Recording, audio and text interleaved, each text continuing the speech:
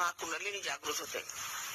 इथे दाखवलेलं नाही आहे कुंडलिनीचं चित्र, पण जेव्हा ती जागृत होते तेव्हा ती 6 चक्रातून जसं काही एखादा सूत्र अनेक मळ्यातून आपण काढावं तशी ती निघते.